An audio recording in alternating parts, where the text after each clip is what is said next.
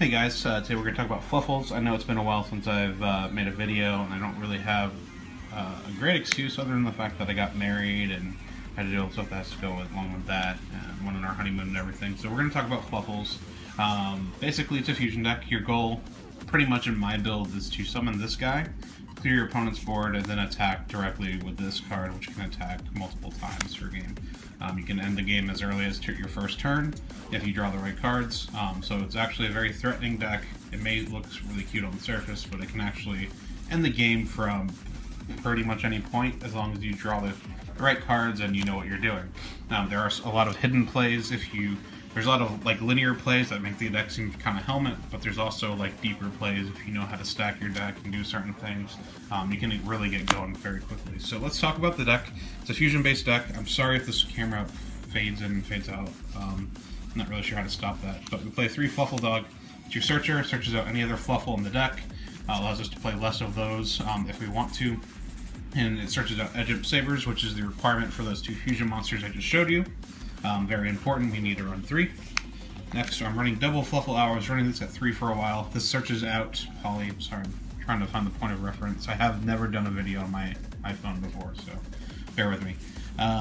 Double Fluffal Owl, when it's normal summoned or special summoned from the hand, it can search out a polymerization, add it to your hand. Furthermore, if I didn't use that effect, I could pay 500 life points and just fuse anyway. Really nice. I was playing this at 3 for a while, but I realized I didn't need it with some of the cards I was running. Double Fluffal Sheep. Basically, if I have a Fluffal out there, I can special summon this from the hand. I can then bounce another Fluffal, other than this card, back to my hand and special summon an Edge card from my hand or graveyard. So it builds my field, allows me to reuse my searchers. Just a really nice card, and add some consistency to the deck. It's actually really nice. You can, if you already have like a Edge in your hand or graveyard, you can go dog, search sheep, sheep special summon, bounce dog back to your hand, special summon the Edge. It's kind of nice. Sets up your field nicely for your summons, and lets your important monsters be used again. We're playing 1 Fluffal Bear. This is a card that you'll bounce up to 3, most likely when Fluffal Wing comes out. We don't have it right now, so Toy Vendor isn't as important, but I do want a way to turbo it out. And I can actually, this is the only Fluffal I can search outside of, this is the only named fusion Fluffal, and by that I mean Fluffal Bear is actually named on Frightfur Bear's card, so I can actually search it with Fusion Conscription or Fusion Reserve, so it's actually kind of important in that regard. Play 1 Fluffal Cat. This is basically a preference card. What it does is when it's fused in a fusion, it activates an effect and it brings the polymerization spell back to your hand. So that's really good for obviously being able to use polymerization again, but if you use it with Tiger, Tiger effect will go first on the chain. This will go second automatically, so you've already occupied the first 2 chain links. So if there's anything like a Divine Wrath or a Herald of Perfection type effect that would negate an effect like directly that's happening before it, this will veil your Tiger's effect. It's very interesting. If you don't really know how chains work or how those trigger, I think it's trigger, I can't remember what the effect's called, but the ones that basically have to negate the thing that happened right before it, this is a way to make your Tiger get off scot-free. And it's definitely a preference card. And that's all the Fluffals I run. I was running more for a little bit, but I decided I didn't really need them. I was basically running 3 Sheep and 3 Owl, and they were getting a little bit cloggy, but sometimes you want the material. Again, it's numbers I'm still playing with. This is not a final version by any means. Next we have Edge Chain. Like I said, the dog can only search out Edge Sabers, so we have to run 3 Chain because we need it to make our our Frightfur Sheep. Additionally, when this card sent to the graveyard by any means, it destroyed or sent for a fusion or anything, it's going to search out a Frightfur spell or trap, and basically we can search out our themed Miracle Fusion with it. So it has cohesion there. When it attacks, you can actually search out another one, and just an important card. I run 3. I am running double Edge Sabers. Now this card would be at 3, but I have ways to search it out, unlike this card. I have multiple ways to search it out, unlike this card. There's actually a way to search this out. We'll talk about it later. But we're going to run 2 of them. We don't usually need more than 2. And then this is kind of like the glue that holds the main deck together. Some people will play one, some will play none, but this card, a lot of you guys know it, it fills in a fusion name on a card. So it can be any of my agent for any of my summons. So it fills in that void, works in the graveyard like that. You can pitch it to add a polymerization to your hand. Poly is obviously very important to the card. Now what you should be known is, due to the way Wolf is worded, you can't use King of the Swamp on Wolf. You can use it on any of the other guys, Tiger, Sheep, Bear, Leo, I think it's what the other one's called. You can use it on all of them, but you can't use it on Wolf, so just keep that in mind, don't misplay. But this card really fills in some consistency issues that the deck has.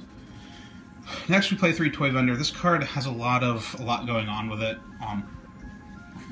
Like that. At a glance, it seems like a really bad card, but it can actually be a very good card. So the basic effect of it is, while it's face up on the field, obviously you can send a card from your hand to the graveyard to draw a card. If that card is a Fluffal, you can then special summon a monster from your hand. So, and if it's not, that monster or that card goes to the graveyard. So on the very surface, it's like, okay, so you're kind of taking a chance. If it's a Fluffal, you get to special summon it. Why is that good? Well, first and foremost, it's a discard outlet for your Edgimps that you made into your graveyard. You can send your Edgimp chain that we talked about, that when it hits the graveyard, it searches out an Edgimp, a Frightfurs spell or trap. You can actually, this actually happened earlier today. I had a Toy Vendor.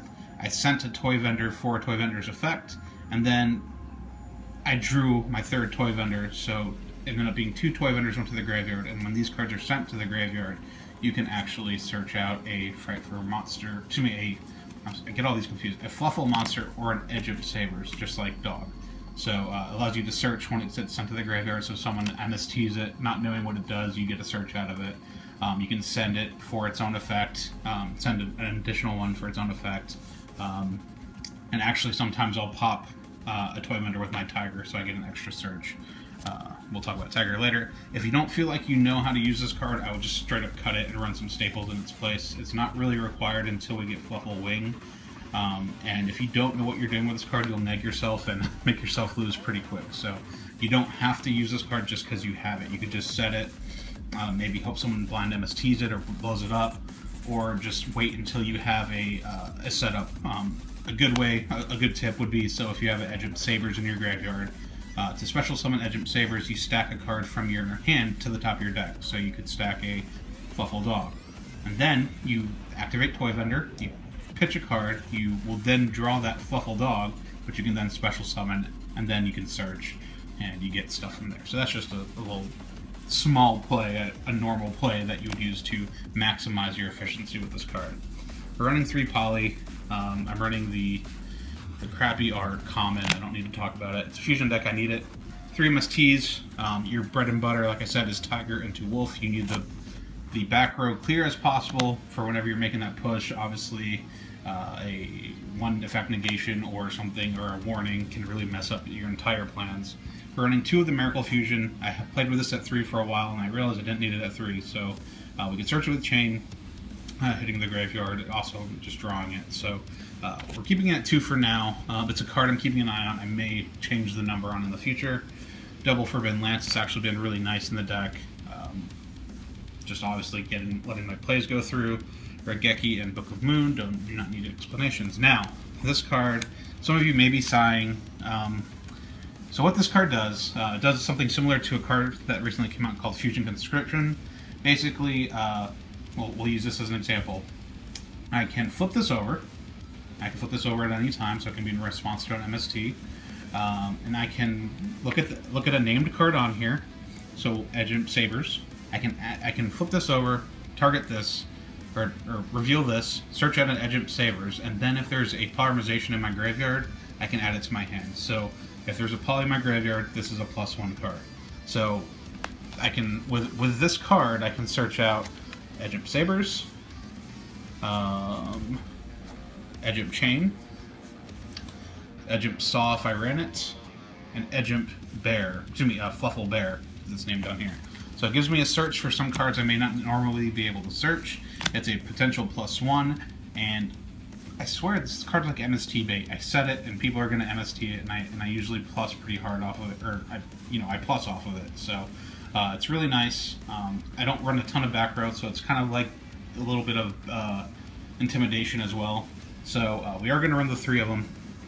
It's actually a really nice card. Again, Fusion Conscription is similar, and it is a spell, but you don't get the polymerization of the graveyard, and the monster you add, you can't special summon it. You can't normal, special, or use its effect. So you can basically just use it for a fusion summon, but sometimes you want to send that Fluffal Bear, or you want to maybe special summon that Edge Sabers, again, out of the graveyard. It actually became kind of like a real pain in the ass when I was testing Fusion Conscription. But we're running 2 Breakthrough, Effect Negation. Obviously this works if it's pitched off of our toy vendor, and it's great out of the graveyard. I was playing online, and this saved me from Cyber Dragon Infinity, which was nice. This is a total... I don't know if I should be playing this card, but I'm going to play it because I have it. Jar of Avarice, obviously. Trap, add 5 cards from your graveyard back into your deck to draw a card. Actually, I've had games where I ran out of like polymerizations and stuff because I had to use them early and they just get negated or something. Against stun decks, it'll happen a lot. And, you know, putting them back in the deck can mean the meaning of you winning or losing. It's just a strong card, and right now I'm playing it. It hasn't been bad, but I can't say it's been great either, so you can take this slot and use it for whatever you want. And then 2 more staples, Ring of Destruction and Compulse. Compulse is a staple for this deck in particular because you lose to Beals. We don't have a good answer for Beals or the Magispector cards. So this will at least help you with the Beals. Magispectors are still quite annoying for your deck to deal with. You can attack over them, obviously, but you can't pop them with Tiger. You can't hit them with, you know, a lot of the other stuff that you normally use. So we'll go backwards through the deck. It's a fairly standard deck. It's fun, obviously, playing with these little balls of fluff. And we'll talk about the extra deck real quick. So, Tiger, the new guy that came out, that everyone was kind of hyped up. This card was $30 for a little bit, actually. Kind of weird. 1900 attack. When you fusion summon with it, it requires Edge Sabers and Fluffal Monster, and then you can use additional Fluffal monsters. So, for example, if I used a Fluffal Dog and Edge Sabers and you fuse these 2 together, I would get a Frightfur Tiger that could pop 2 cards on the field. If I added another card, it could pop 3 cards. If I added another Fluffal, it could pop 4 cards. So every additional Fluffal past the first additional one is going to give you 3, 4, 5. So basically, it's always going to be able to pop 2, and then everyone after that gives you an additional 1. So you can... I've popped 5 cards with this before, and then Miracle Fused out of the graveyard and had a 5 attack wolf just because I'm a douchebag and it's overkill, but sometimes it's fun. So this card clears the way. And very interesting to note, you can only have 1 of these on the field at a time.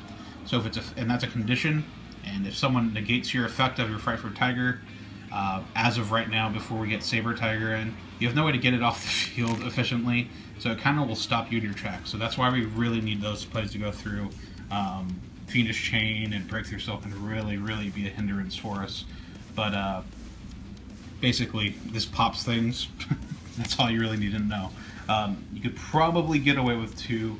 I'm running 3 because I've used 3 in multiple different duels, but you could get away with 2, but I don't know. Basically, the numbers in here, I'll tell you what I would play if I had a full side deck, right, or extra deck. Right now I don't. I'm missing Xseeds right now because I just got back into the game. Frightfur Wolf, you could definitely get away with running 2.